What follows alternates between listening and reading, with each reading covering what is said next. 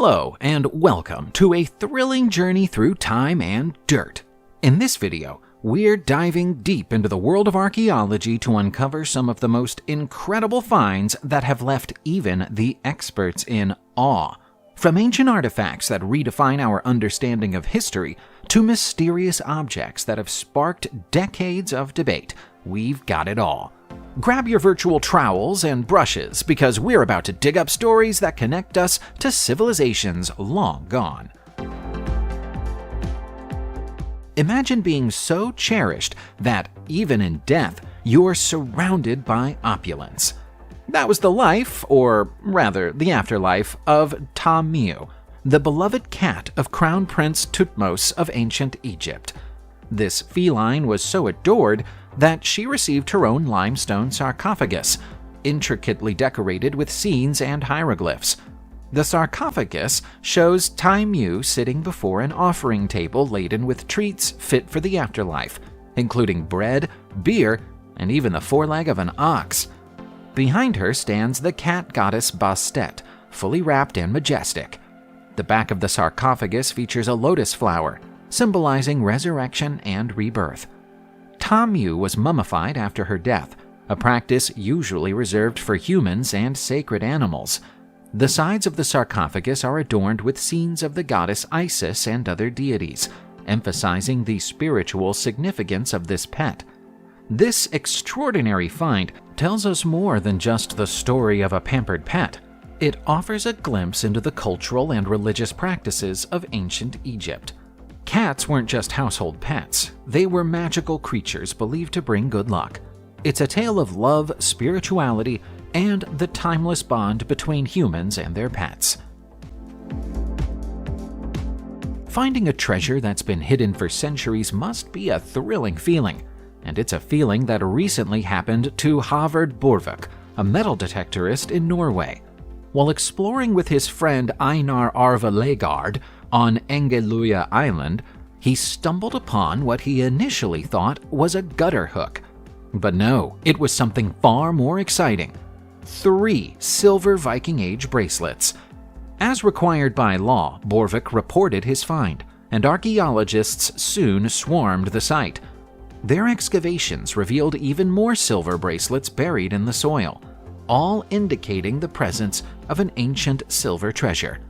Anna Roth-Niemi, an archaeologist, suggested that these valuables might have been hidden away for safekeeping, or perhaps to be retrieved later. The site is near northern Norway's largest burial mound, an Iron Age building, and a peculiar military facility, adding layers of historical context to the discovery. This find is monumental for the Nordland region and offers invaluable insights into Viking Age society. It also raises tantalizing questions. Were these treasures buried all at once or over time? What rituals or beliefs might have influenced their burial? Next, we investigate the mystery and allure of an ancient burial site tucked away in the village of Ainabulak in eastern Kazakhstan. There, archaeologists have unearthed a Bronze Age grave containing the remains of a teenage girl, surrounded by an array of intriguing artifacts. Among these treasures were 180 sheep ankle bones, a bronze disc engraved with a frog, a mirror, and various metal objects. The girl, who was between 12 and 15 years old at the time of her passing, was also adorned with delicate wire earrings and beaded jewelry.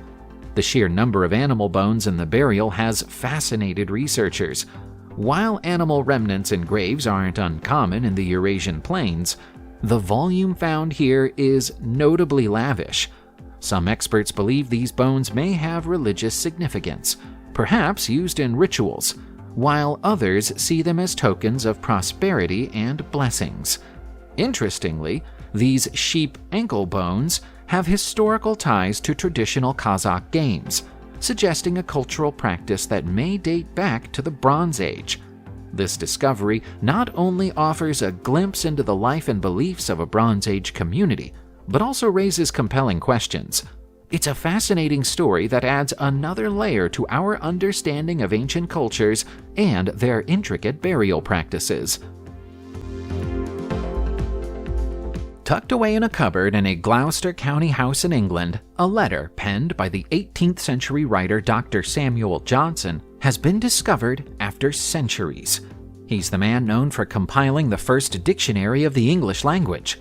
Johnson's letter was found during a routine valuation by Chorley's auction specialists. The letter is expected to fetch between £8,000 and £12,000 at an auction next month. Also found in the same house was a letter from the 18th century actress Sarah Siddons. The letter had been stored away, their historical significance unbeknownst to the current homeowner. Dr. Johnson was a revered essayist, literary critic, editor, poet, playwright, biographer, and lexicographer. The letter reflects a deep affection between Johnson and Sophia Thrale, the daughter of Hester Lynch Thrale, a British author and patron of the arts. For years, the letter's location had been officially logged as unknown. This discovery is a treasure trove for historians and literary enthusiasts alike. We know much about Johnson as a historical figure, but far less about him as a person with his romantic interests and other personality traits. These letters help to bridge that gap. For Tormund Fjeld, a casual hike with his family in the municipality of Moss, about 40 miles south of Oslo in Norway, turned into a moment of historical revelation. Fjeld, who has a knack for discovering ancient carvings, spotted a pattern on a rock that most would have overlooked. Using an app on his phone to distinguish the rock's natural colors from those added by hand, he revealed an image of a boat with oarsmen, an animal figure, and several human figures. Experts later confirmed that this was a Bronze Age painting, likely the first of its kind to be found in this region of Norway. The painting is incredibly hard to spot due to the faintness of the paint, according to Jan Magne Gerda, a researcher with the Norwegian Institute for Cultural Heritage Research. Fjeld and his friends have been passionate about discovering such carvings for years, often venturing out at night when the slanted light makes the ancient carvings come to life. Hopefully, these Bronze Age paintings can yet tell us more about the people who created them. We now move on to the Valley of Stones National Nature Reserve in Dorset, England, where a rare Neolithic blade polishing boulder known as a polissoir has been discovered. This sarsen stone, a form of sandstone, was used 5,000 years ago to sharpen and polish stone axe heads. It's only the second such earth-fast stone found in situ in England. The boulder was revealed when volunteers cleared overgrown vegetation, exposing its scooped, glossy surface created by the repetitive honing of axes.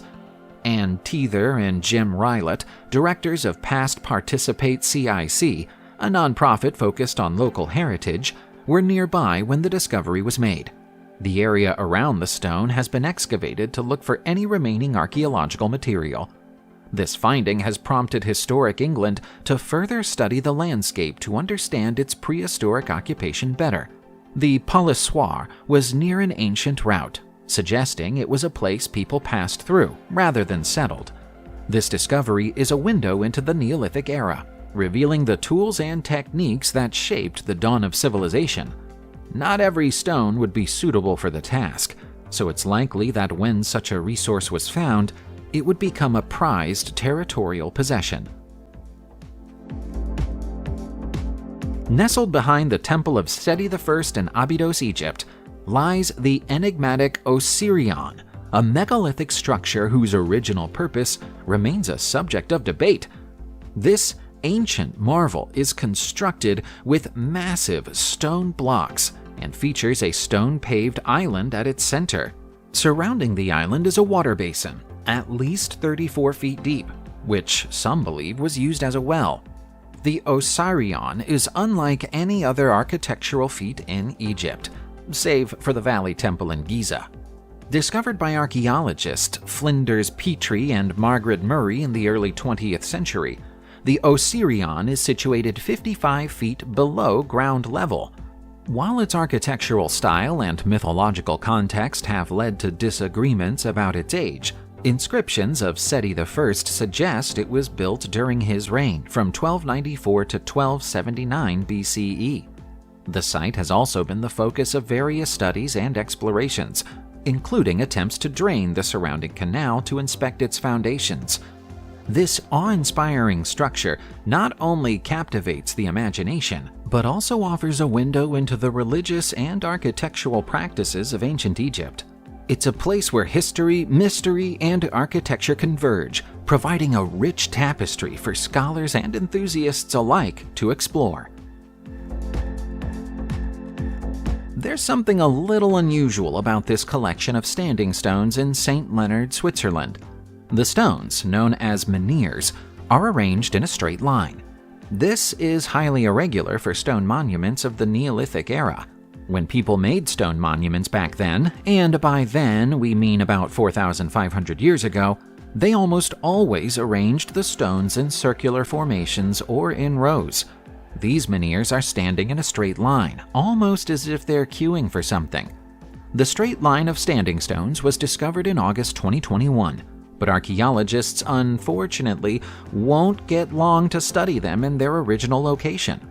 The ground was only excavated because of a construction project that's scheduled for the area, and the construction project is still going ahead. The stones will have to be extracted and moved if experts want to study them further, and the act of moving them might rob us of any chance of finding out why they were lined up like this in the first place. It's been a little while since this discovery, but experts don't understand it much better than they did on the day it was made. Let's delve into the intriguing world of Iron Age artifacts, shall we?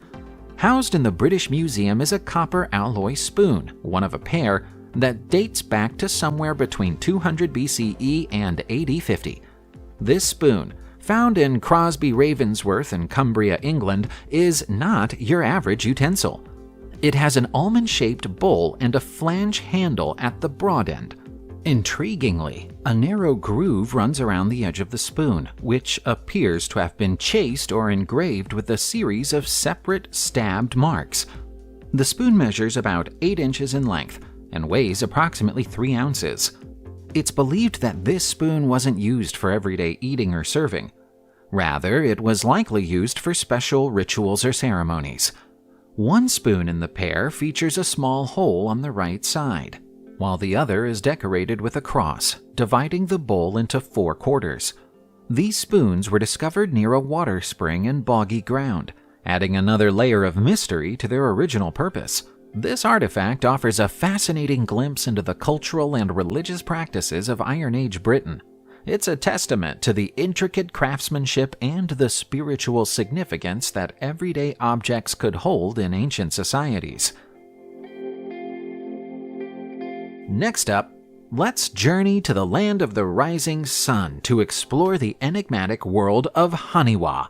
These are terracotta clay figures that were all the rage during Japan's Kofun period, which spanned from the 3rd to the 6th centuries. Crafted using the wazumi technique, these figures were meticulously built layer by layer and were often buried with the deceased as funerary objects. But they're not just clay. They're a historical archive. These figures depict everything from warriors in iron armor to animals and even household items, offering a glimpse into the fashion, weaponry, and daily life of the time. The most fascinating and grisly part? They might have been symbolic representations of human sacrifices. An imperial edict from Emperor Sunin suggests using clay figures instead of live humans in funeral rituals. While their religious significance has waned, their aesthetic and historical value endures, even influencing modern artists like Isamu Noguchi. Every art collection should feature a few Haniwa, and the best thing about them if you're in Japan is that they're not especially expensive to procure. In the annals of Christian history, few relics have stirred as much fascination as the seamless robe of Jesus, also known as the Holy Robe or Holy Tunic. Said to have been worn by Jesus shortly before his crucifixion, this relic has been the subject of competing traditions. Some claim it's preserved in the Cathedral of Trier in Germany, while others argue it's in Argenteuil's Basilique Saint-Denis in France. The Eastern Orthodox Church also has its own traditions, notably with the Svetish-Koveli Cathedral in Mesquite, Georgia, claiming to house the robe. According to the Gospel of John, the soldiers who crucified Jesus cast lots to determine who would keep the robe, as it was woven in one piece without a seam. The robe's journey through history is equally fascinating. Helena, mother of Constantine the Great, is said to have discovered it in the Holy Land in the 4th century.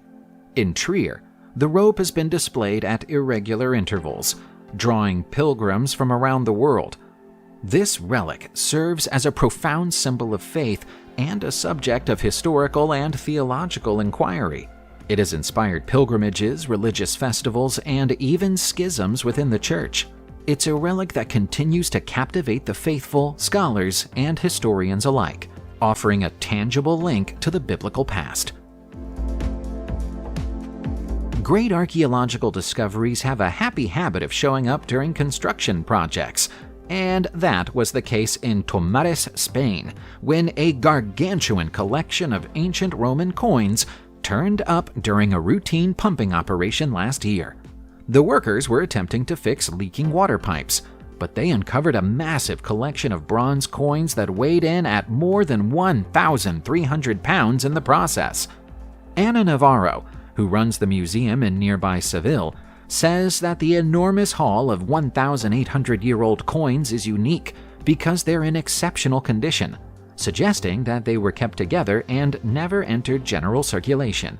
It's possible that they belonged to a bank or were held by a government agency to pay for soldiers or civil servants.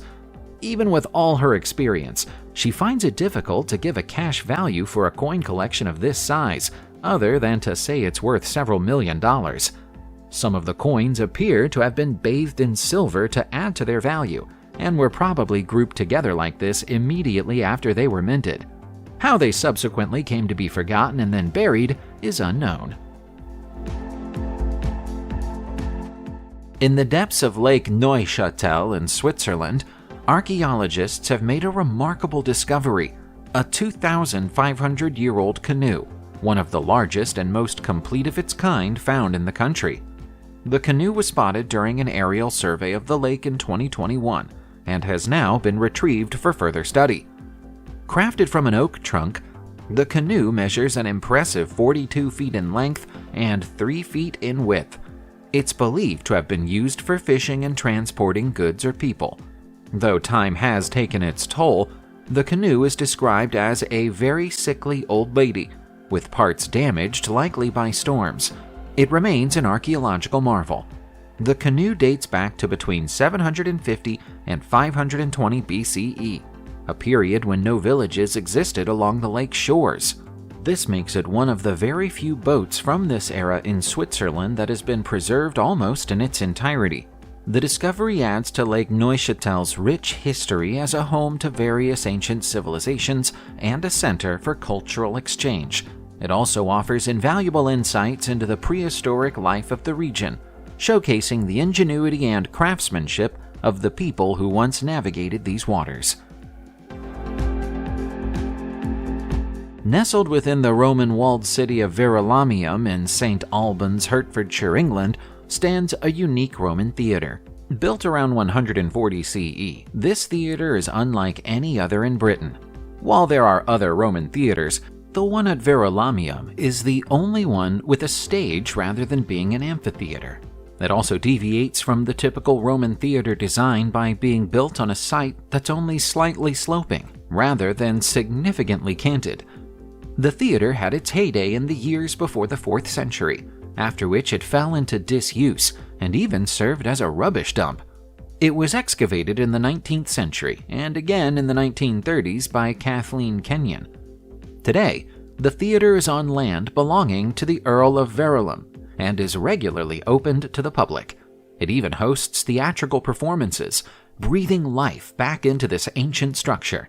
This Roman theater not only offers a glimpse into the urban life of Verulamium that continued into the 5th century, but also stands as a testament to the architectural ingenuity of the Romans. It's a fascinating site that challenges our understanding of Roman theater design and serves as a living relic of a bygone era. Moving to Glasgow, Scotland, we find Govan Old Churchyard, where archaeologists have made an extraordinary discovery: a carved stone depicting a medieval warrior. Led by Professor Stephen Driscoll from the University of Glasgow and Clyde Archaeology, the team unearthed this unique stone, which is unlike any other found at this ancient site, known for its Viking Age sculptures. The stone portrays a man carrying a round shield and a shaft, likely a sword or spear, over his shoulder. Despite the wear and tear of over 1,000 years, the carving still shows remarkable details, like a flowing ponytail and a sharply pointed beard. The Govan Old Churchyard is home to the Govan Stones Museum, which boasts one of Europe's finest collections of early medieval and Viking Age artifacts. The newly discovered Govan Warrior Stone is exceptional even among this impressive collection. Unlike other stones carved in the chunky Govan school style, this one is slightly incised, drawing parallels with Pictish art and carvings from the Isle of Man. This discovery not only enriches the existing collection, but also opens up new avenues for understanding the artistic traditions of the time. It's a significant find that adds another layer to our understanding of medieval Scotland and the Kingdom of Strathclyde, a lost kingdom that dominated the Clyde Valley from the 5th to the 11th centuries. We wouldn't know about the existence of the Overhogel tapestries at all if it weren't for the attentiveness of a 14-year-old boy. The teenager was helping to clean his local church in Östersund, Sweden in 1909, when he came across a bundle of textiles hidden away in the dark recesses of the building. When they were taken out, cleaned, and inspected, it immediately became clear that they contained an incredible wealth of historical information. The tapestries are heavily decorated with blue and red symbols, including people, birds, animals, representations of Yggdrasil, and hard-to-decipher runic scripts. When the tapestries were first found, it was thought that they came from the Viking Age, somewhere between the 9th and 11th centuries. In 1991, radiocarbon dating tests were carried out and indicated that they're more likely to have been made during the 11th and 12th centuries. That places them at the end of the Viking Age and changes the way historians interpret the images on their surface.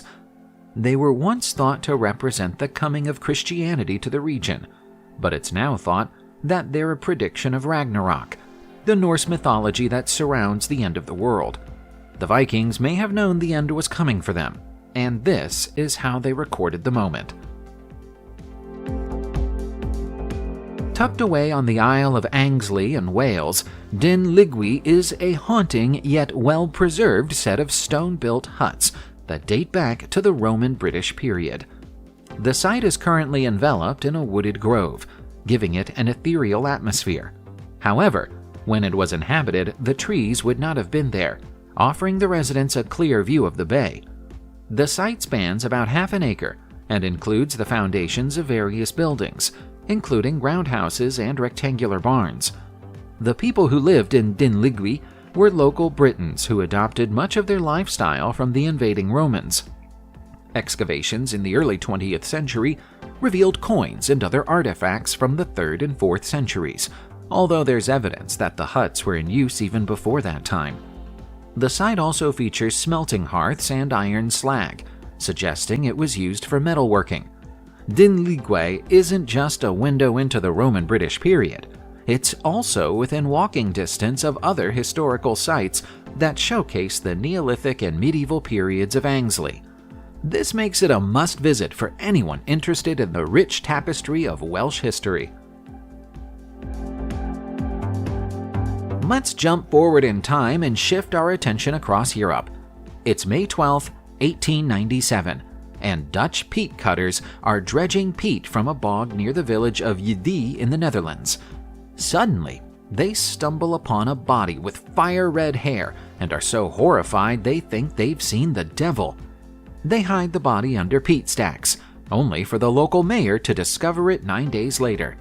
Meet the Yde Girl, a remarkably well-preserved body found in a peat bog, now displayed at the Drents Museum in Assen. She wore a woolen cape and had a noose wrapped around her neck 3 times, suggesting she may have been a victim of human sacrifice. A stab wound near her collarbone and a CT scan, revealing she was about 16 and suffered from scoliosis, add layers to her mysterious story. Carbon-14 dating places her death in the 1st century. Her body was well preserved thanks to the tannic acid in the marsh water, although the peat cutter's tools and villagers did some damage. In 1992, Richard Neve of Manchester University reconstructed her face using criminal pathology techniques, making her internationally famous. Tucked away near Lamorna in West Cornwall, England, the Tregiffian burial chamber is a Neolithic or early Bronze chambered tomb that represents a rare form of a passage grave known as an entrance grave. The tomb features an entrance passage lined with stone slabs leading to a central chamber. This design is also found in the neighboring Isles of Scilly, making it a regionally unique architectural marvel. The site was first excavated in 1871 by William Copeland Borlase, who discovered flints, bones, and ashes. Further excavations in the late 20th century unearthed urns dated to around 1900 BCE, suggesting the tomb was used as a community grave for an extended period. The tomb is located close to the Mary Maiden's Stone Circle and is managed by the Cornwall Heritage Trust on behalf of English Heritage. This burial chamber not only provides a glimpse into the burial practices of the Neolithic and Bronze Age periods, but also adds to the rich tapestry of Cornwall's ancient history. It's a fascinating site that invites both history enthusiasts and casual visitors to explore the mysteries of the past. At the Kalambo Falls Archaeological Site in northeastern Zambia, a groundbreaking discovery has been made that redefines our understanding of early human capabilities. Researchers from the University of Liverpool and Aberystwyth University in the UK have found logs that were intentionally cut and shaped to be used as building materials. These logs have been dated to an astonishing 476,000 years ago, making them the remains of the oldest wooden structure ever found. The logs were preserved in waterlogged sand next to the Kalambo River, and new dating technology known as luminescence confirmed their age. This discovery challenges the notion that early Stone Age humans were strictly nomadic and only used wood for rudimentary purposes like making fire or crafting spears. The logs were laid crossways, suggesting they may have been part of a platform or dwelling. This find not only expands our understanding of the technical cognition of early hominins, but also forces us to re-examine the use of trees in the history of technology. It's a monumental discovery that adds a new layer to our understanding of early human ancestors and their surprising woodworking abilities. Hidden in the Simi Hills of eastern Ventura County, California, lies the Burro Flats site, a painted cave that serves as a treasure trove of Native American art and history. The cave is adorned with a Chumash-style main panel, featuring dozens of pictographs in various colors. The site was added to the National Register of Historic Places in 1976 and is considered one of the best preserved examples of Native American art in Southern California. The cave is not accessible to the public, but its significance is immense. Archaeologists estimate the paintings to be several hundred years old and believe the site was used to predict and celebrate the winter solstice. The cave also holds spiritual significance for the local Native American community, who have requested its return to their ownership. The site has been fenced off to protect it from vandalism and weather damage. It's a place shrouded in mystery, with its exact location kept a secret to preserve its integrity. The area surrounding the cave was once part of a ranch and has undergone several archaeological excavations, revealing thousands of artifacts now housed in the Autry Museum of the American West. The cave's art is similar to other Chumash-style paintings found in counties like Santa Barbara and Los Angeles, confirming its cultural lineage. Badbury Rings, a hill fort in Dorset, England, is a site steeped in history and mystery. The National Trust, which oversees about 50 such forts in the southwest, suggests that these structures could have served various purposes, from status symbols to defended settlements.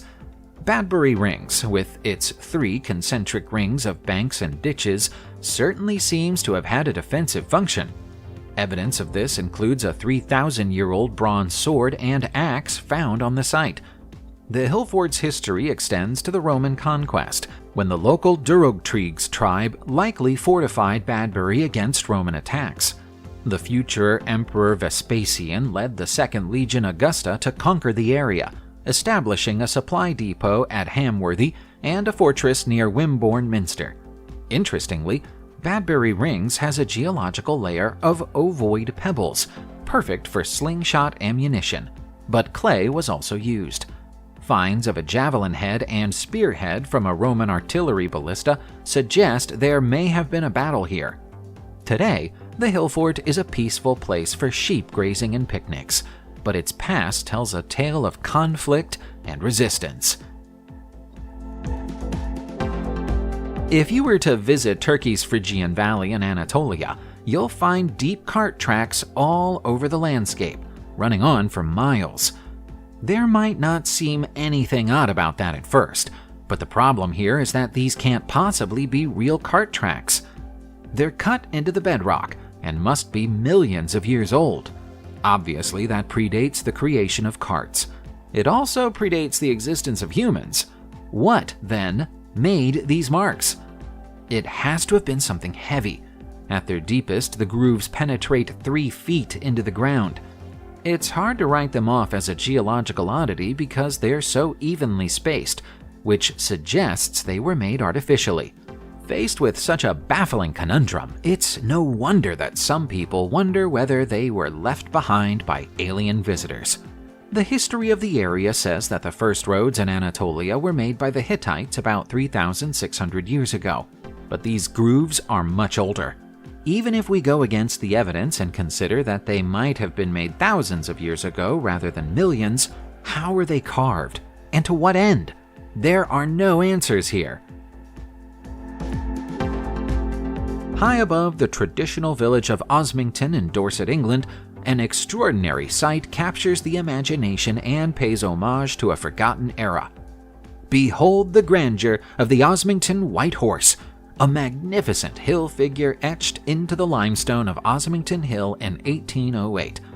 Standing proudly in the South Dorset Downs, this iconic masterpiece portrays King George III astride his noble steed, becoming an instantly recognizable landmark visible for miles around. Stretching an impressive 280 feet in length and reaching a towering height of 323 feet, the Osmington White Horse showcases the artistic prowess of its creators, though it has undergone restorations over the years. With some controversial episodes, its appeal remains intact. From a playful addition of a unicorn horn to meticulous efforts to restore it to its original form following a well-intentioned but badly executed restoration attempt by a television show in the 1990s, the Osmington White Horse continues to captivate visitors and locals alike.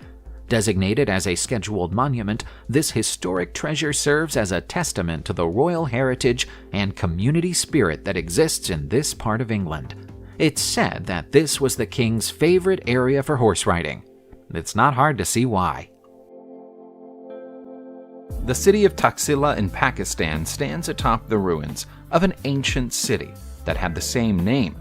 Modern Taxila and ancient Taxila are very different places, and the new city has largely replaced the old one, but there are still traces of the original Taxila to be found, if you know where to look. Some of the oldest works of Greco-Roman literature speak of Taxila as a place of prosperity thousands of years ago. Looking at these ruins, it's almost as if there have been people living here since the dawn of time. The Buddha himself once walked along these streets, and in the process would have passed Neolithic tombs that were already ancient by the time he was born. Archaeologists have identified 3 completely different masonry techniques in the construction of Taxila's ancient ruins. suggesting the existence of 3 entirely different civilizations living here at different points in history. The first of those civilizations was probably an early Harappan culture, which called Taxila home something like 4,900 years ago. Of particular interest are the remains of the ancient university, built 3,000 years ago and destroyed in the 5th century. It's said to be the oldest university in the world. Children love drawing pictures, and it seems the things they draw haven't really changed in centuries. We know that because of the discovery of these adorable doodles, scratched onto birch bark by a 7-year-old boy in the Russian city of Novgorod 800 years ago. The doodles were found inside a trove of manuscripts that ranged from the 11th to the 15th centuries. Most of them were personal documents, including records of marriages and legal disputes. But it's these simple drawings from the hand of a child that caught the eyes of historians more than anything else. We know from the signature that occasionally appears on the birch paper that the young artist's name was Onfim. It looks like he might have been working on educational exercises, writing the alphabet and basic mathematics, for example, but became bored and doodled pictures on the paper. One of them shows him riding on horseback, armed with a huge sword and attacking enemies with a spear. In another, he's in disguise as a wild beast of some kind. There's even a typical childish impression of Onfim's family, in which his mother and father appear to be wielding pitchforks. These are the same things a bored 7-year-old might draw today. To the untrained eye, Lindholm Hoja is a cluttered field full of rocks in Nørresundby, Denmark. However, to the trained eye, this is an enormous Viking cemetery. Over the many years that archaeologists have studied this rock field, the remains of more than 700 Viking-era individuals have been identified. Archaeological evidence gathered from the site suggests that the graveyard remained in use from the 4th century to the 11th. The style of burial changed a lot during those centuries, with the oldest graves marked with nothing more than a few stones, and the more recent ones adorned with large boulders, some of which bear inscriptions. Often, the rocks would be arranged in a pattern that resembled the outline of a Viking longboat. Some of those patterns can still be clearly seen today. The site must have had a special significance to the Nordic Vikings for it to have remained in use for such a long time, and indeed, it may be the case that they only stopped using it because they ran out of room. The oldest graves at the site are right at the top of the hill, with subsequent additions buried around them in cascading fashion, moving away from the top. By the 10th century, they'd almost reached the bottom of the hill. The St. Bellic slab is an impressive example of Bronze Age inscriptions in stone. But might it be even more significant than that? There are plenty of historians and archaeologists who think so. The stone was first found in France at the beginning of the 20th century, but was lost and then forgotten about for more than 100 years, thanks to a succession of errors. Now it's been rediscovered and examined again. Modern experts think the patterns on its surface might be a map. If that's the case, this Bronze Age relic would be the oldest known map in all of Europe. It's thought to be around 4,100 years old. According to those who have studied the slab, the topography of the artifact is a perfect representation of the river Odette, with lines that follow the direction of the river and the network of waterways that it leads to. It's likely that this was the extent of the territory owned by an unknown principality in ancient times. The rock appears to have been deliberately broken and then buried before its discovery, which might have been a symbolic act to mark the capture of the territory by somebody else.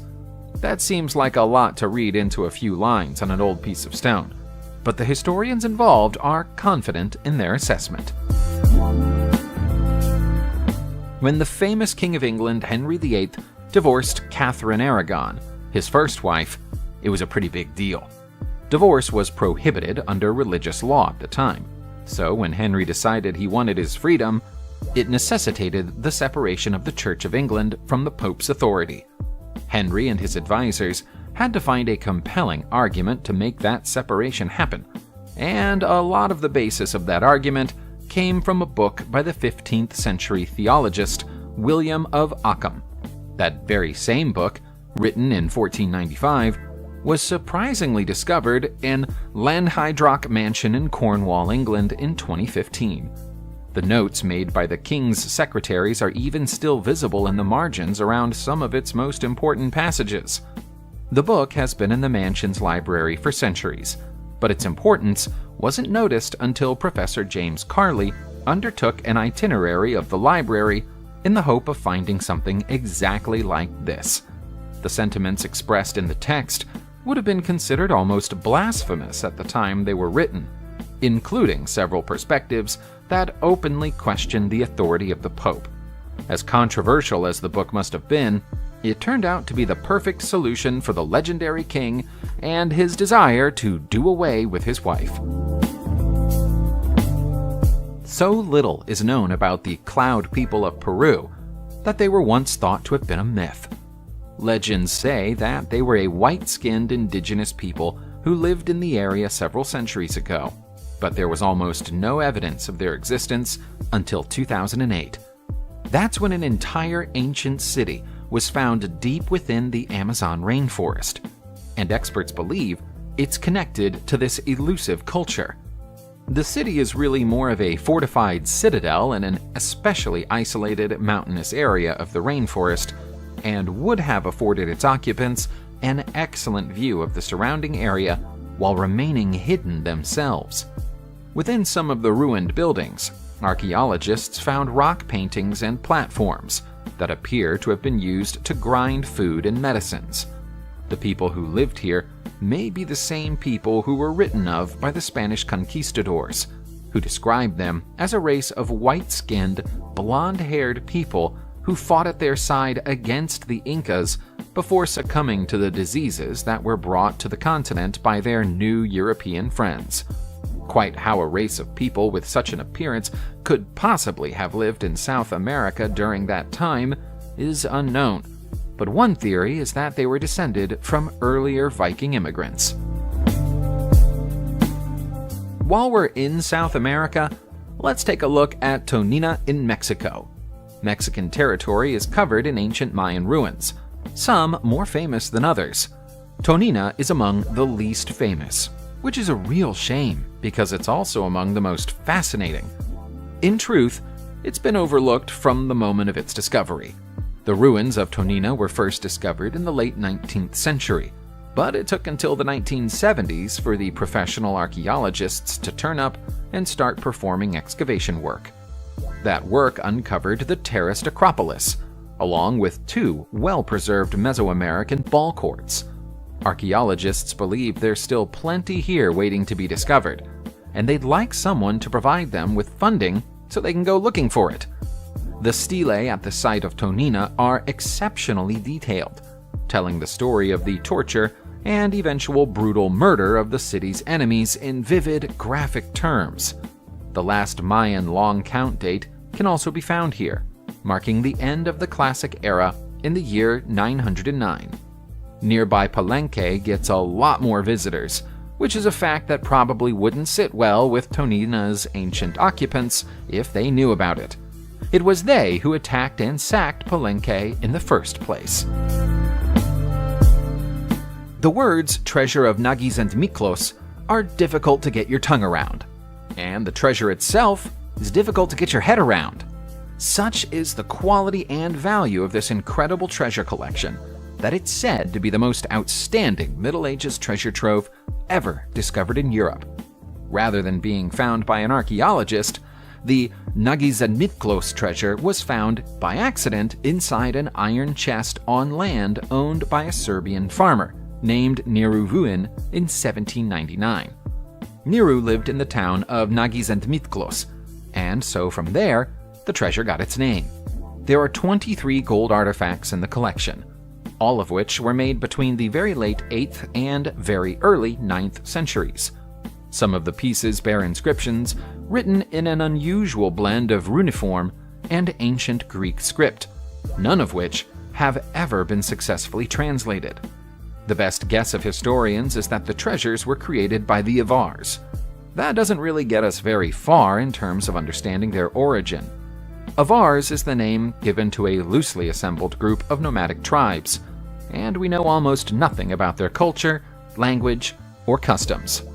We suppose that just makes the treasure all the more mysterious. Bayon Temple in Cambodia must have been a happy place to be during the 12th century. Why else would the people who built it decorate it with so many smiling faces? Bayon often gets overlooked by both tourists and archaeologists because of its proximity to the far more famous ancient site of Angkor Wat, and because of that lack of attention, the site isn't being preserved or protected as well as it ought to be. There were once 54 separate structures standing on the grounds of the temple. Today, there are only 37. That might soon become 36 or 35 if action isn't taken to assist the crumbling structures soon. For all the obvious majesty of the old buildings, it's the smiling faces with their closed eyes that attract the most curiosity. No historian has ever been able to say who or what they're supposed to represent. Some feel they're probably representations of King Jayavarman VII, who ruled the region back at the time the structures were built. Others believe that they might be depictions of the Buddha himself. Further study is required in order to solve this mystery, and it's high time someone got around to it. We tend to think of Neanderthals as being the older, dumber cousins of Homo sapiens. We probably shouldn't, though. There's plenty of evidence that at one stage of their development, Neanderthals were far more advanced than Homo sapiens. They even wore makeup and jewelry, which suggests an interest in beauty and aesthetics. Evidence of the Neanderthal cosmetic trade was discovered scattered across several sites in Spain in 2010. Some of the most striking examples include a set of painted shell ornaments, which were probably worn around the neck and were created around 50,000 years ago. As we know that modern humans didn't reach Europe until around 10,000 years after that, we're forced to conclude that these trinkets were left behind by Neanderthals, even though the idea doesn't fit with our preconceptions about their intelligence and capabilities. Anthropologist Alison Brooks, who works for George Washington University, thinks the use of paint and accessories was probably symbolic and made a statement about the wearer's status or personality. This suggests that Neanderthals were capable of organized, complex thinking. They were obviously smarter than we've always thought they were, and it seems they might have been prettier too. We can't talk about the earliest humans and human-like creatures without talking about Olduvai Gorge in Tanzania. That's where we'll find some of the oldest known evidence of human activity, making this one of the most important archaeological and paleontological sites in the world. Some of the fossilized bones and stone tools recovered from Olduvai Gorge are millions of years old. Human activity here even predates the gorge itself, which was formed around 30,000 years ago. The skull of a previously unknown hominin species, Zinjanthropus bosai, was discovered here in 1959. With an age of around 1.75 million years, it was the oldest known hominin discovery in the world at the time it was found. The Homo habilis species was also discovered here in the 1970s, after which the theory that human life began in Africa was postulated for the first time. As for why so many early human-like species gathered in this area for such a long time, the land is covered in hot springs that experts believe might have been used to cook food without the need for a fire. Olduvai Gorge might be the one true cradle of humanity. Many different civilizations and cultures have made a home for themselves in China over the years. Because of that, evidence of many different burial traditions has been discovered and observed in the country. Archaeologists thought they'd seen them all, until they started to find urn burials in and around the city of Huanghua in May 2016.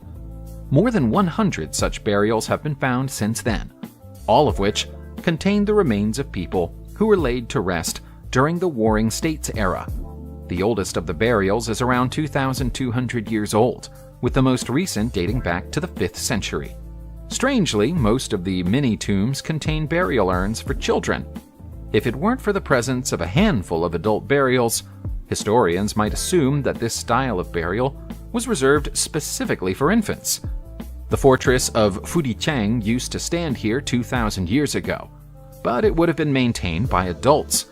It's doubtful that many children lived there, if any at all, so no explanation for the presence of so many children here has ever been identified. It's not the most pleasant mystery in the world, but it would still be good to get to the bottom of it. Archaeologists in Italy have found plenty of ancient Roman sarcophagi over the years, but discoveries like this next one are far rarer. It's a funerary stele dating to the Roman imperial era, accompanied by a relief portrait of the person being buried. The rare artifact was found in Buccianico, Abruzzo in February 2023 during roadworks. Curiously, there's no sign of a grave nearby. It's possible that the stele was moved from its original location in the distant past for reasons unknown. Helpfully, there's an inscription on the stele, which, when translated, reads, "To Mattia Rufa, freedwoman of Caius." Mattia, freedwoman of Caius, places this for her mother. History records the existence of a Matti family living in this part of Italy during the early imperial era. One of them, Marcus Mattius, was a legate of Julius Caesar in 58 BCE. Based on the inscription, this woman would have once been a slave owned by the family, but later became free. In fact, the inscription suggests that both she and her daughter were former slaves. Rufa might have been a reference to her having red hair. Technically speaking, the site of Kachkars in Norados, Armenia, is just an old cemetery, but it's a very beautiful old cemetery. It's notable for its plethora of distinctive Armenian stone crosses. Even the word Kachkars means cross stones when translated out of Old Armenian. The carving of cross stones is considered an ancient form of art in Armenia, involving intricate knotwork patterns that can take hours or even days to create, depending on the size of the grave marker. The stela at Kachkars vary in age, but some of them are more than 1,000 years old. The majority, however, were carved between the 16th and 17th centuries, when 3 master carvers lived in the areas. They were called Meliset, Arakel, and Kiram Kazmog, and are adjudged to have collectively raised the standard of the art form by introducing more elaborate images, including angels, wedding scenes, and saints to the patterns. Some of the cross stones from this period even include depictions of the regular day-to-day lives of the people they were made for. There was once a far larger Kachkar cemetery in Armenia, but it was sadly destroyed during the country's Soviet era. It wasn't an easy task to sink a ship in the centuries before the invention of the cannon, but ancient armies found ways and means of doing so. For the Romans, it was an idea stolen from their enemies in Carthage. In September 2021, marine archaeologists located a collection of large bronze battering rams at the bottom of the sea close to the island of Sicily. They believe that the offensive weapons are relics of the Battle of the Agates in the year 241 BCE. This legendary battle proved to be decisive in the First Punic War, and is widely considered to be the largest naval battle of antiquity. The battering rams were found among a cluster of other era-appropriate items on the seabed, including bronze helmets that still contain their cheek pads, Roman and Hellenistic coins, and lead sling bullets. 25 battering rams have been found in the region since the beginning of 2021, which gives us a sense of the scale of the conflict. It also gives us a sense of the bravery of these sailors.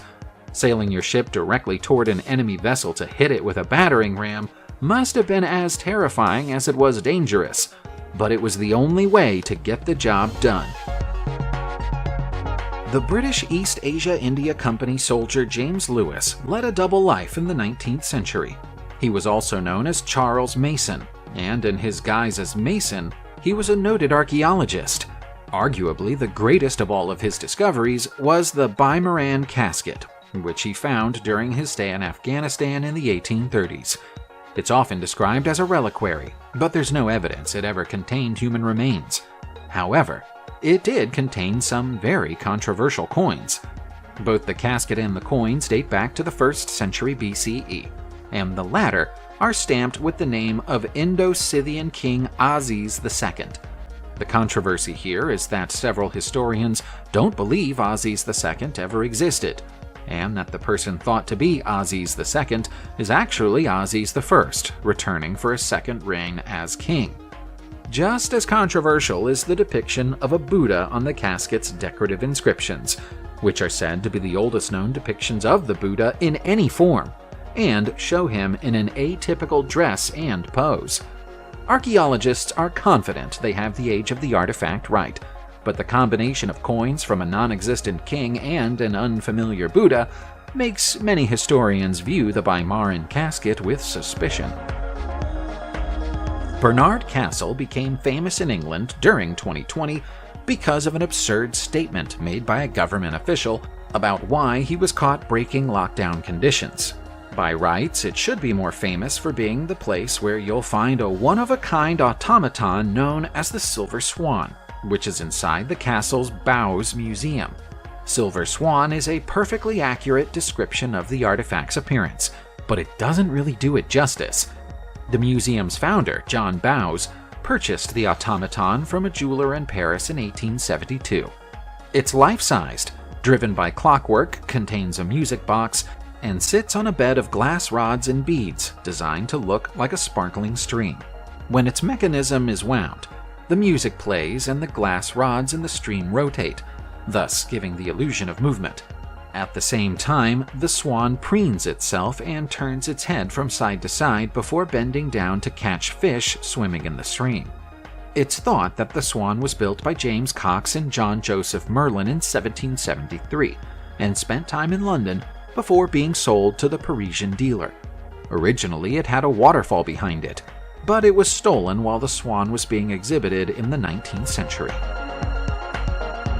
Not all archaeological discoveries are in museums. Sometimes, if you're very lucky, you'll find one underneath your bed. That's where this very old, very valuable golden Greek myrtle wreath crown was discovered in Somerset, England in May 2016.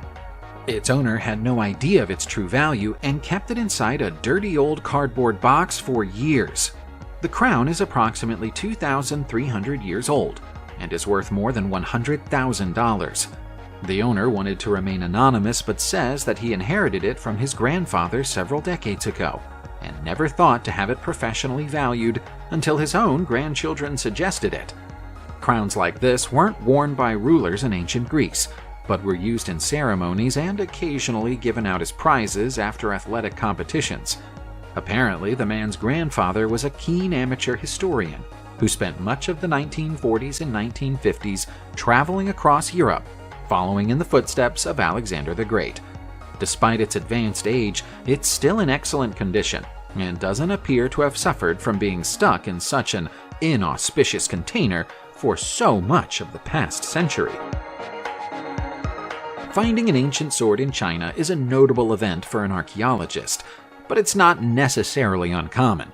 It's a land of thousands of ancient warriors, and many of them went to their graves with their weapons by their sides.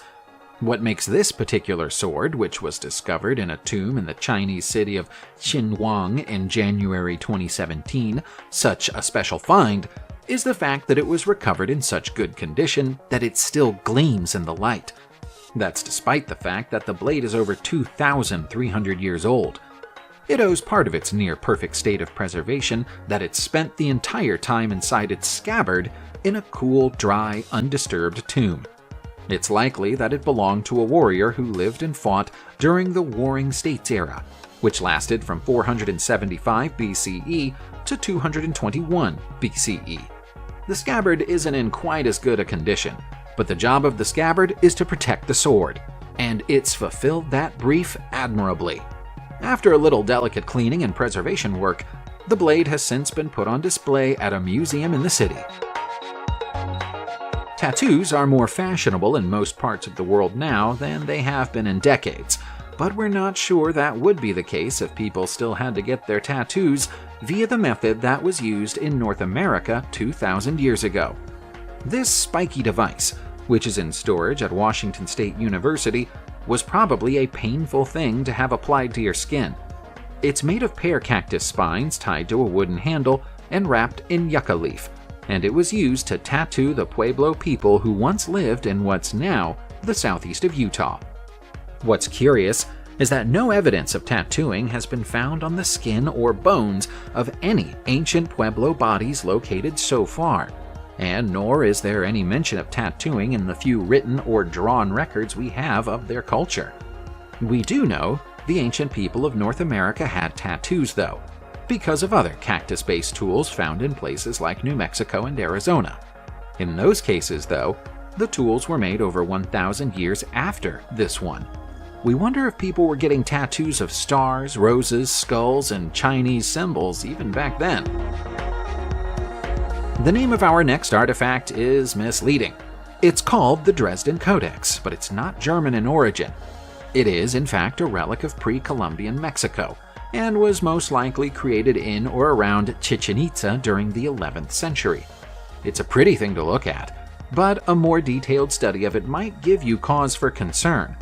Some of the people who've given the Codex their full attention fear that it's a prophecy predicting the date, time, and nature of the events that will bring about the end of human civilization on planet Earth. Those of a less dramatic nature tend to believe that it's merely an astral chart used to predict solar and lunar eclipses. The Codex closely forecasts the movements of astral bodies that would have been visible to the naked eye at the time of its creation, including the Moon, the Sun, and Venus. Of course, the people who think that it's just an astral chart will look very silly if the end of the world occurs on the date that the Doomsday Theory supporters forecast that it will, around 80 years from now. Is the end of the world something you'd really want to be right about, though? In November 2020, a 2,000-year-old ring was discovered in the foundations of the Western Wall in Jerusalem, and it's creating quite a stir among historians and archaeologists. The tiny ring is engraved with the image of a deity, but many historians feel that the deity represented is decidedly non-Jewish. In fact, they suspect that it's a representation of the Greek god Apollo. The ring was probably used by its owner as a means of stamping and sealing letters and contracts, but it's unusual for an image of a non-Jewish god to be found in Jerusalem. The design of the piece of jewelry, crafted from jasper stone, is definitely consistent with a typical Jewish seal ring, but the image on the ring is not. Experts have speculated that the wearer might not have worshipped Apollo, but wanted to express the same things that Apollo stands for according to ancient Greek belief: success, purity, health, and light. Even if that's true, they would have been taking quite a risk by wearing it. To the people of the time, it would probably have been seen as blasphemous. Sometimes the name of an artifact can tell you almost everything that you need to know about it. Take the Odin from Lesri, for example. It's supposed to be a figurine of Odin, and it was found in the Danish town of Lesri on the island of Zeeland in 2009. There's more to it than that, though. Most experts agree that the tiny cast silver figurine was made somewhere close to the beginning of the 10th century. What they can't agree on, though, is whether it actually depicts Odin or not. The name is stuck because the excavator who found the piece believes it to be Odin sitting upon his throne, flanked by his ravens, Munin and Hugin. However, some scholars point out that the figure is wearing typically feminine Viking dress of the 10th century. The Vikings would not have depicted Odin wearing women's clothes. That means this could be Odin's wife, Frigg, or perhaps the goddess Freya. A different figurine found in Aska, Sweden many years ago bears more than a passing resemblance to this one, yet is commonly accepted as representing Freya. More recently, there's even been speculation that rather than a 10th century Viking god, it's actually a depiction of a Christian bishop. If we were to ask you to picture an astronomical observatory, you'd probably think of a large, domed building with a huge telescope poking out of the top, pointed toward the skies. 4,000 years ago, though, an observatory would look more like the archaeological complex of Lucernica in the Lambayeque region of Peru. Historians say that this site contains some of the very earliest astronomical observations and recordings in human history. Many of these observations are engraved on stone altars, which implies a connection between astronomy and religion in the ancient Peruvian culture. On flat surface rocks, archaeologists found records of the movements of stars. It's thought that these movements were used to measure the passage of time, thus allowing ancient scientists to determine when to plant crops or when the rains were likely to come. Nobody knows for sure which culture or civilization made these markings. There are Hispanic and Andean influences here, as well as yet unidentified markings from what's thought to be an older culture. Perhaps all three cultures came here to watch the stars, each one making use of the findings of their predecessors. There's a place called Grotte de Rouffignac in Dordogne, France, which is far better known to archaeologists by its nickname. They like to call it the Cave of 100 Mammoths. This enormous series of caverns, which stretches on for over 8 kilometers, is like an ancient art gallery that's been added to by culture after culture for thousands of years. The first human markings on the walls here date back to the Paleolithic era and are joined by Neanderthal paintings. But we also see later examples taking us through the Mesolithic, Neolithic, and Bronze Ages. The nature of the paintings is extensive and varied, but the recurring theme is mammoths. As the nickname implies, there are around 100 pieces of art based on mammoths here, including carvings and line drawings. The caves were used as a shelter and a secret meeting place for members of the French resistance during the Second World War, but it's thought that the cave art somehow went unnoticed until it was discovered by Professor Louis-René Nouget in 1956. Scientific testing carried out in later years suggests that the oldest paintings were made around 15,000 years ago. The celebration of Halloween is generally associated with American culture, but its true origins are far more ancient. It was once thought to be impossible to pin down the precise location of the first Halloween celebration. But in 2014, archaeologists announced that they believe they found it in Ireland. If they're right, the first ever feast and bonfire to mark All Hallows Eve was held at Lochda, also known as the Hill of Ward, in County Meath, Ireland, in the very early 6th century. The location appears to be consistent with the 17th century writings of Geoffrey Keating, who said that the Feast of Samhain was regularly observed by the lighting of a large fire on a hilltop in Meath during his lifetime. Archaeological evidence of intense burning has been identified at the site, and appears to show layer upon layer of fire upon fire going back many centuries. Samhain was later taken and turned into All Souls' Day by Christians in much the same way they took Saturnalia and turned it into Christmas.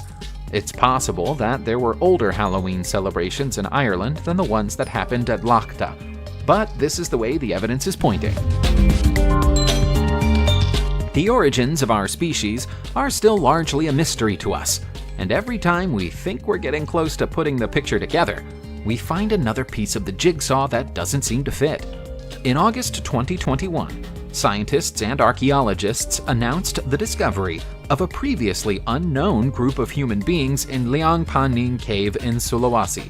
Analysis of the DNA of a 7,000-year-old hunter-gatherer who was found in a burial pit inside the cave has revealed that her genetic lineage is unlike that of any human found anywhere else in the world.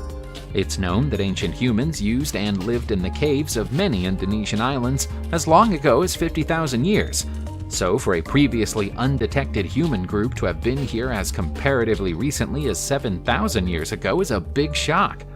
It's thought that the female, who was only a teenager when she died, was a member of the Taulian culture, which was confined to a small region of the southwestern peninsula of Sulawesi.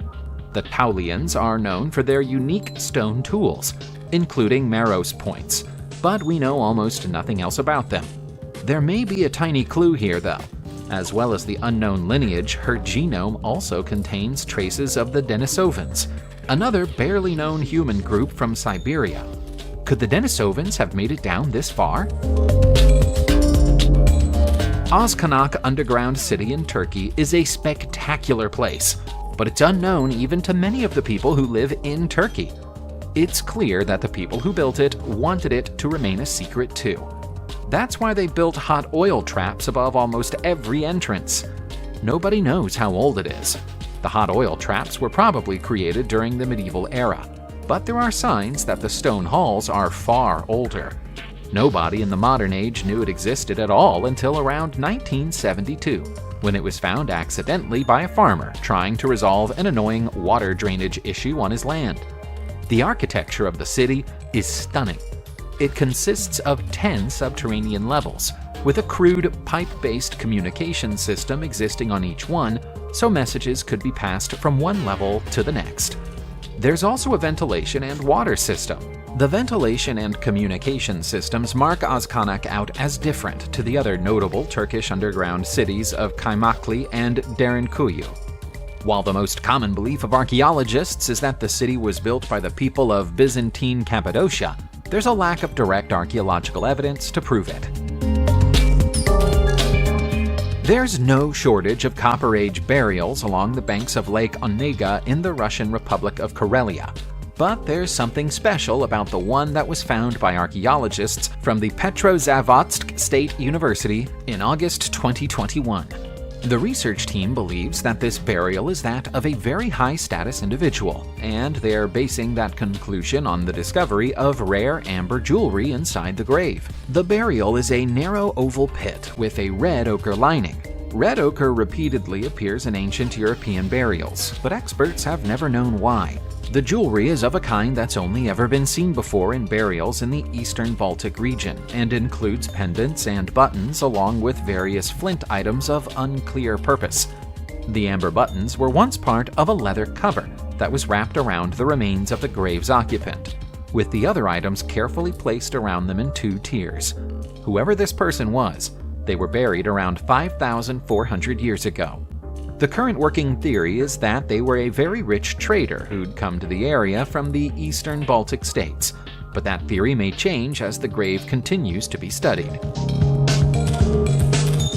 You might have seen ancient Egyptian mummies in museums before, but we guarantee you that you've never seen mummies as well dressed as the ones in the Capuchin monastery catacombs in Palermo, Sicily. This is surely the most morbid of all the tourist attractions on the island. Most of the human bodies here are stuffed into open coffins, but some of them are pinned to the walls. All of them are wearing their finest clothes, just as they were on the day they were buried. The bodies are divided into rooms based on the occupation and social standing that these people had when they were alive. One room is full of monks and priests, for example, while another contains doctors. Women have their own room, as do infants. We don't know the identity of every person in the catacombs, but the oldest is thought to be Friar Silvestro da Gubbio, who passed away in 1599. We also know the youngest, a 2-year-old called Rosalia Lombardo, who was sent here when she died in 1920. The more advanced embalming procedure used to treat her body has preserved her so well that she's nicknamed Sleeping Beauty. If an archaeologist living 1,000 years in the future wanted to know more about our present-day culture, they'd probably start with our history books. That's an option that also exists to our present-day historians when studying the cultures of the past. One of the oldest history books in the world is the Palermo Stone, which tells the story of Egypt's first 5 dynasties, starting in the year 2925 BCE and running through to 2325 BCE. It's called the Palermo Stone because it was found in Sicilia in 1877, but it's one of 6 fragments of what was once a single stela that stood in an ancient Egyptian temple. The full stela would have been around 6 feet long, 2 feet high, and 3 inches thick. The hieroglyphs that have been delicately carved into both sides of the Palermo Stone feature the names of Egypt's pre-dynastic rulers, followed by a series of columns that each contains information pertinent to one year.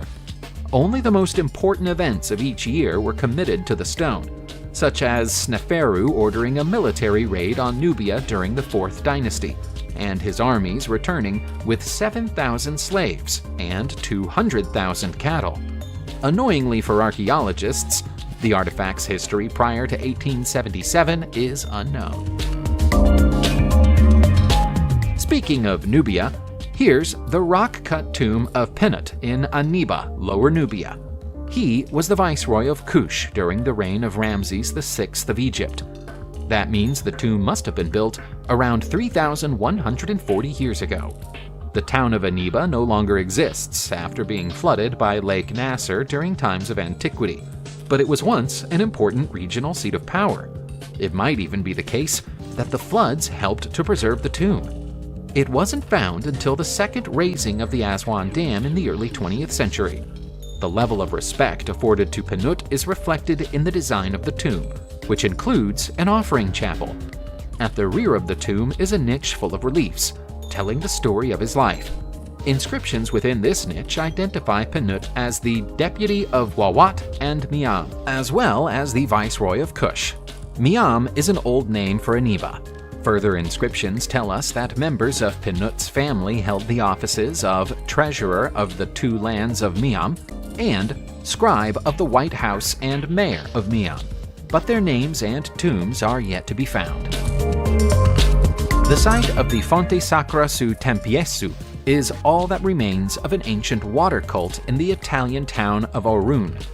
It's a well temple, and it was built roughly 3,300 years ago. The structure is notable for its keyhole-shaped entrance and the way that the positioning of the stairs and the route to the bottom of the well is designed in such a way that sunlight reaches all the way down on the day of the summer solstice. That's an incredible level of precision engineering for something that's so old. It's thought that this well was built on top of an even older one that was created around 3 centuries earlier.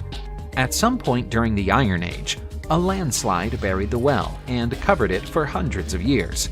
It was subsequently rediscovered by accident in 1953, but wasn't excavated and explored by archaeologists until 1981. More recently, scientists have been able to prove that the stone used in the construction of the well mostly came from Dorgali, which is miles away. How the stone was transported is uncertain, and why it was deemed necessary to use stone from distant places when there was plenty available locally is an even bigger mystery. Humans have been drinking beer and making bad decisions because of it for thousands of years. How many thousands of years is open to question. The Chinese claim it as their own invention, with the idea that the world's first beer was a liquid called kui, which was brewed about 9,000 years ago. The oldest direct evidence of beer drinking comes from a 6,000-year-old Sumerian tablet, which shows people drinking it through straws from a communal bowl. The precise recipes used to make ancient Chinese beer aren't fully understood, but a recent study of pottery containers used to store beer has identified several ingredients in the remaining residues. The beer brewed in Mijaya in China's Shanxi province 5,000 years ago was made of broom corn millets, tubers, barley, and an Asian wild grain known as Job's tears. Aside from allowing modern-day real ale brewers to recreate this ancient Chinese beer if they so desired, the discovery also proves that barley reached China about 1,000 years before historians thought it did. The barley must surely have come from trade with the West, so archaeologists now have to find out when and where that trading process began. Woolly mammoths were very large, very powerful creatures. It would have been dangerous for our ancient ancestors to hunt them, but also very tempting. A single mammoth could provide food and clothing for an entire community, so the rewards outweighed the risks. In November 2019, we got a priceless insight into how the ancient inhabitants of Mexico went about the task of mammoth hunting. It turns out that they built traps, like the ones that archaeologists found in Tultepec that month. The traps still contain the skeletal remains of 14 mammoths who were trapped and killed there some 15,000 years ago. It's thought that humans went out to hunt the mammoths in large groups and herded them into the traps by chasing them with flaming torches. Prior to this discovery, archaeologists thought that humans of this era would only be able to capture or kill a mammoth if it was already injured or weakened in some way. They never suspected that our ancestors of 15,000 years ago would be capable of such large-scale planning. We guess that when there are food or clothing opportunities involved, human beings will always find a way. The Sahara might be the most intimidating, barren desert in the world, but the Taklamakan Desert in China gives it a run for its money. It runs on for hundreds of miles, it's desolate, and it would be a difficult place to get out of if you found yourself alone right in the middle of it. In fact, there are a great many bodies buried in the Taklamakan for the rest of eternity, but they were put there deliberately. At the easternmost edge of the desert, you'll find Yde Cemetery, which has been in situ for around 4,000 years. Simple wooden stakes act as grave markers at this unusual gravesite, which uses small upturned boats as coffins to contain the dead. When Yde was found in the mid-20th century and some of the dead were exhumed, experts were amazed to see how well the dry, arid conditions of the desert had preserved the human remains. One female body, nicknamed the Beauty of Yde, is in such good condition that even her eyelashes are still present after so many centuries. We don't know who these people were, but they appear to have European features. That's a mysterious finding that experts are still trying to explain. You don't expect to see green trees in the middle of the desert for the same reason that you don't expect to see grass. Flora like this requires moisture, and moisture is something that the world's hottest deserts don't tend to pack in abundance. It's no wonder that the people of Bahrain consider the existence of this tree to be a miracle. They go as far as calling it the Tree of Life, and it's easy to understand why. Known in the native tongue of Bahrain as Sharjat al-Hayat, this mesquite tree isn't a fluke or a flash in the pan. It's been standing in a remote part of the desert for more than 400 years. Amazingly, this 32-foot tall tree isn't just surviving, it's thriving. Scientists come to measure it every year, and they've proven that it's still growing. Mesquite trees are notable for being able to retain a significant amount of water within their roots, but even that can't explain the Tree of Life's existence. You can't retain water if there's none to be retained, and there's zero moisture in the ground around it. As science can't provide an explanation, some religious leaders have stepped in to claim that this is the site of the Garden of Eden.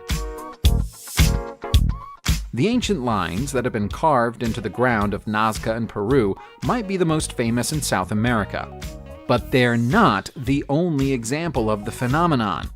There are also the Sajama lines, which stretch across miles of the desert floor in Bolivia. If you laid these lines end to end, they'd go on for 10,000 miles. Viewed from above, the lines look almost like a network of roads, crisscrossing the country's Altiplano Plateau. But there was no such thing as a road when these lines were created. They were slowly and deliberately etched into the desert for unknown reasons around 3,000 years ago. They're close to the Sajama volcano, which might be significant, but why the existence of the volcano would persuade ancient people to carve 10-foot wide straight lines across the ground for several miles is anybody's guess. They don't appear to start or end anywhere significant, and nor do they form any kind of pattern. There must have been a reason for such intensive labor, but unfortunately, it seems likely that we'll never find out what it was. Finding a tree in the desert, as we've already seen in Bahrain, is pretty surprising. Finding a whale in the desert would be mind-blowing. And yet, Egyptian researchers found the remains of a colossal whale in the desert in 2015. And that wasn't all. Inside this long-dead whale were the remains of a second whale. Calling this fossilized creature a whale might be a little inaccurate. It lived around 40 million years ago, and it was actually a creature called a Basilosaurus, which can be considered as a prehistoric ancestor of modern whales. It turned up in a part of the Egyptian desert known as Wadi al-Hitan, which, appropriately enough, is also known as the Valley of the Whales. That's because even though this is a barren desert now, it was once the basin of a vast ocean, and it's become one of the world's most searched locations for the fossils of ancient marine life. Even with that fact in mind, though, the discovery of this Basilosaurus is remarkable. It's the only discovery of a full set of the creature's remains in world history, and proves that the prehistoric whale was more than 50 feet long. One day, human beings will walk on Mars. We might even build a permanent base on the Red Planet. Before we can do that, though, we need to prepare ourselves for what life on the surface of that inhospitable planet would be like. That's why China has built a simulation Mars base in the middle of the Gobi Desert, miles away from the nearest settlement, and so detailed that it even contains a simulation decompression chamber. This isn't a purely scientific endeavor, though. As realistic as it is, China intends for this Mars base to become a tourist attraction. And right now, it's full of teenagers. Inside the 9 domes of the desert base are a control room, a greenhouse for growing food, and living quarters. The teens have the ability to go outdoors, but they have to put on a spacesuit for the journey. The gravity and oxygen conditions aren't a match for life on Mars, but everything else is as authentic as possible. Until we're finally ready to land a human being on the Martian surface for the first time, this Chinese base is as close as it's possible to get. While the Mars base in the Gobi Desert is focused on the future, the discoveries that were made in Jordan's Black Desert in 2016 are all about the past. Here, archaeologists and historians are still recording and transcribing thousands of petroglyphs and inscriptions that appear to have been left on the rocks here some 2,000 years ago, during a time when the landscape must have looked very different. While the petroglyphs are open to interpretation, the inscriptions are in Safaitic script and appear to have been written by the Jebel Kurma people, who, as far as we're aware, were tribal nomads. Rather threateningly, one of the inscriptions reads, "I am looking for Nabateans." The Nabateans were the ancient inhabitants of the rock-hewn Jordanian city of Petra. Whether the Jebel Kurma were looking for them because they were afraid of them or because they were hunting them is unclear. Petroglyphs of birds, lions, and horses, coupled with the charcoal remnants of several different kinds of trees, might imply that this was once a lush and verdant area. These rocks might once have been hidden under dense layers of vegetation. In the mid-1970s, American Leonard Knight felt directionless and lost in life, and called out to God for help. He believes that God responded to him, and instructed him to create the site that's now known as Salvation Mountain in the California desert. Whether you're a believer or not, you can't help but be impressed by Leonard's creation, which he continued to work on and expand for the rest of his life. Leonard never claimed to be a professional builder or designer, and everything you see at the site is made from a haphazard mixture of house paint, adobe, putty, hay bales, and more or less any other raw material that he could lay his hands on. For more than 20 years, Leonard lived next to the mountain in a truck, without water or electricity. The local government moved to have the mountain torn down around the turn of the century because they were concerned that all the lead paint was polluting the ground. But a petition to protect it was successful, and in 2002 it was listed as a national treasure in the Congressional Record by Senator Barbara Boxer. Leonard is sadly no longer with us, but the listed status of his mountain should mean that it lasts forever. We know that human beings domesticated horses several thousand years ago. We just don't know which civilization was the first to do it, and exactly when it happened. In 2013, a discovery made in the Arabian Peninsula forced scientists to consider the possibility that it happened even longer ago than we once imagined. 300 stone carvings and other objects have been discovered in Saudi Arabia's Al-Maghar Desert, made by an unknown ancient civilization. Whoever these people were, they were fairly advanced. Their relics include arrowheads and stone tools, and representations of several animals, including ostriches, sheep, goats, and of course, horses. It's the horses that are attracting the most attention, because they appear to include depictions of reins and harnesses, which would confirm that the human-horse relationship had already been established when these sculptures were made some 9,000 years ago. The previous best guess of when humans and horses started working together was 6,000 years ago in Kazakhstan. But these carvings predate that by 3,000 years. We wish these people would also have left behind some statues of themselves, so we might know a little more about them. Although dinosaur remains have been found almost everywhere in the world, some countries contain more traces of the giant lizards than others. Mexico's Dino Hall has been a little sparse in the past, but that changed in 2013 with the discovery of a 16-foot-long dinosaur tail in the desert close to Coahuila. This 72-million-year-old fossil is the first complete dinosaur tail ever discovered in Mexico, and is one of the most well-preserved examples of its kind ever found anywhere on the planet.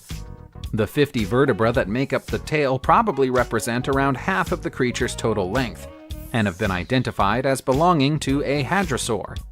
These dinosaurs were odd-looking creatures, with a bill like a duck, as opposed to a mouthful of sharp teeth. Aside from being a historically significant find in its own right, the tail has given scientists the opportunity to discover illnesses and ailments that affected dinosaurs. Part of the hadrosaur's hip bone was also recovered, and it shows signs of an arthritis-like condition. As large and powerful as dinosaurs were, it seems that they could be struck down by the same afflictions as human beings as they entered old age. If you've ever wanted to get a feeling for what the world would look like and feel like after an apocalyptic disaster, you could find out by heading out to the Mera Mer project in Pardis, Iran.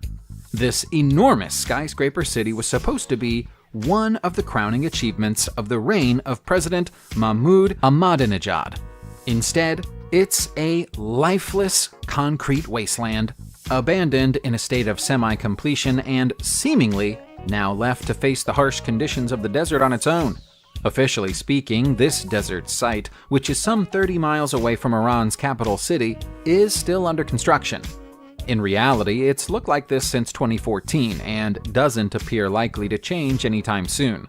There are numerous reasons why this project ground to a halt, ranging from difficulties providing access to power and sewage facilities to enormous inflation in Iran, which stopped many construction projects in their tracks. The idea of Mera Mer was to provide a better quality of living for lower-income families, but it soon became apparent that only middle-class families would be able to afford to live here, and they would rather live in the existing larger cities. The project now appears to be doomed. We've already seen one piece of artwork in the California desert, thanks to Leonard Knight and his Salvation Mountain. Now here's another piece of Californian desert art, this time in Yucca Mesa. It goes by the name Rhythms of Life, and it was created in 2008 by the respected Australian sculptor Andrew Rogers. Rogers is known all over the world for his earthwork sculptures, and examples of his work can be found in the deserts and plains of every major continent on Earth. Rhythms of Life, however, might be his best-known work. Rogers designed the piece with two different perspectives in mind. From ground level, it appears as a series of stone walls, shapes, and statues, almost taking the form of a labyrinth as you walk through it. From high above, it appears as one connected whole, taking on an appearance similar to a musical note. This Californian example is just one of more than 50 stone sculptures that share the same name all over the planet. And in Rogers' mind, they're connected, even if they're physically separated by thousands of miles. It's definitely an abstract idea, but there's no doubt that it's beautiful. You generally don't expect to find a lake when you're walking across a desert. And if you ever did, you'd probably suspect that it was a mirage. Water does sometimes appear in the desert, though, even if scientists don't always know why.